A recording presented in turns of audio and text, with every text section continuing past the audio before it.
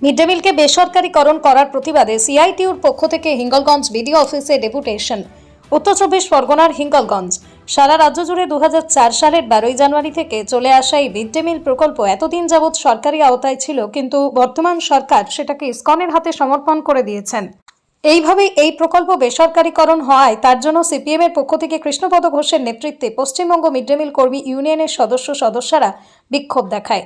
জেলা কমিটির সদস্যা কল্পনা মণ্ডল বলেন, এই মিড ডে মিল প্রকল্পকে আমরা বেসরকারিকরণ হতে দিচ্ছি না, দেব না।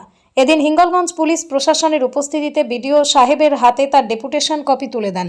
তাদের দাবি, মিড ডে মিল প্রকল্পকে আগে যেমনই চলছিল তেমনই চালাতে হবে। বিডিও দেবদাস গাঙ্গুলি তিনি আশ্বস্ত করেন যে তার ঊর্ধ্বতন কর্তৃপক্ষকে বিষয়টি তিনি জানাবেন।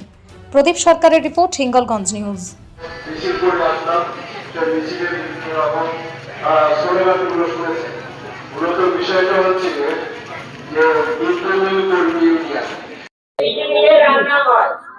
এবার উনি ধরেছেন ইউনিট কিছু যদি দুটো করে ধরি, এর জন্য আমরা পশ্চিমবঙ্গ মিড ডে ইউনিয়নে যারা মুখ্যমন্ত্রী বলেছেন, যারা বাজেটে বলেছেন কলকাতা জেলা আগস্ট মাসের 1 তারিখ থেকে বন্ধ হবে, মিড ডে মিল কর্মীদের বাড়ি পাঠিয়ে দেওয়া হবে।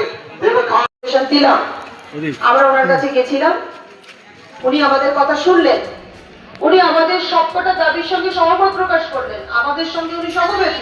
এই প্রধান দাবি যে এই যে মিড ডে মিল প্রকল্পের মিড ডে মিলের যে কর্মীদের কাজের যে বেসরকারিকরণের যে চক্রান্তটা চলছে, আমাদের আজকে মূল দাবি এখানে। এই সাথে আমাদের 11 দফা দাবি আছে। সরকারি কর্মী স্বীকৃতি থেকে শুরু করে 10 মাসের পয়সা পায় আমাদের কর্মীরা, সেখানেও আমাদের আপত্তি আছে যে 10 মাস কেন পাবো, আমরা 12 মাসের পাবো। আমরা সাম্মানিক পাই, আমাদের কর্মীরা সাম্মানিক নয়, বেতন দিতে হবে। আর মূলত এখন যে কাজের যে বেসরকারিকরণ করার যে চক্রান্তটা চলছে, আমাদের আজকে মূলত দাবি সেই নিয়েই আজকে ডেপুটেশন। আমি রুনা লাইলা জামান, পশ্চিমবঙ্গ মিড ডে মিল কর্মী ইউনিয়নের স্টেট কমিটির মেম্বার। যে আমি তো সবকিছু করতে পারি না, আমাকে আমার ঊর্ধ্বতনের কাছে এটাকে ফরওয়ার্ডের কথা দিয়েছেন। আমরা যে দাবিগুলো নিয়ে গেছিলাম, যে আমাদের সামনে জমানা আসলো, আমাদের অনেকগুলো স্কুল আছে, যেমন পিকেএস প্রিয়নাথ স্কুল থেকে আমাদের তার একটা গ্রুপকে দায়িত্ব দেবে, অন্যদের দেবে না। তা আমরা গ্রুপের পক্ষ থেকে আসে সে আমাদের হ্যাঁ অবশ্যই আমরা বৃহত্তর আন্দোলনে নামবো না কেন? 22 বছর 6 মাস ধরে অল্প পয়সায় যদি আমরা কাজ করতে পারি, একটা সরকারি প্রকল্প, সেই সরকারি প্রকল্প তো বেসরকারিকরণ করা যায় না। প্রয়োজনে আমরা কোর্টের দ্বারস্থ হব, কোর্টের দ্বারস্থ হতে আমরা বাধ্য হব।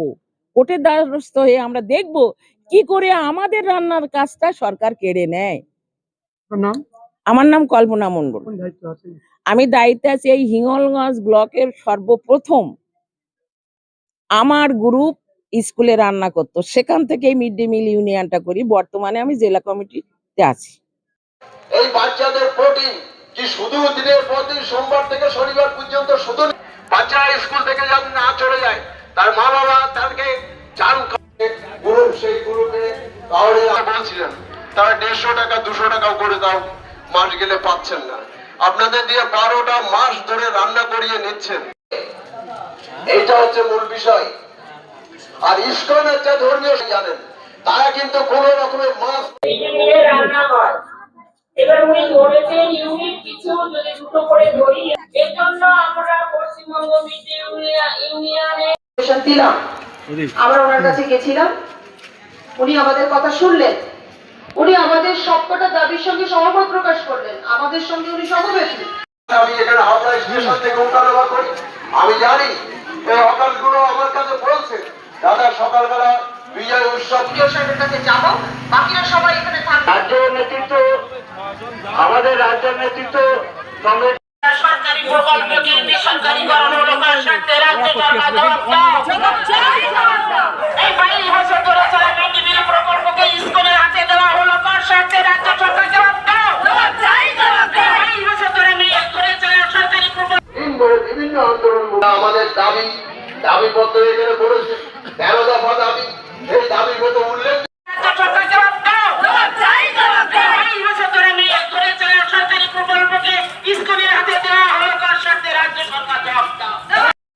আমাদের যে কথা দিয়েছেন সেই কথা রাখবেন। আমরা আমাদের পুজোটা ভালো পেলাম, স্যার একটু দেখবেন। উনি বললেন আমি দেখছি আমাদের হাওড়ে বলছিলেন তারা 150 টাকা 200 টাকাও করে দাও, মাস গেলে পাচ্ছেন না। আপনাদের দিয়ে 12টা মাস ধরে রান্না করিয়ে নিচ্ছেন। আমি এখানে হাওড়া স্টেশন থেকে ওঠানামা করি, আমি জানি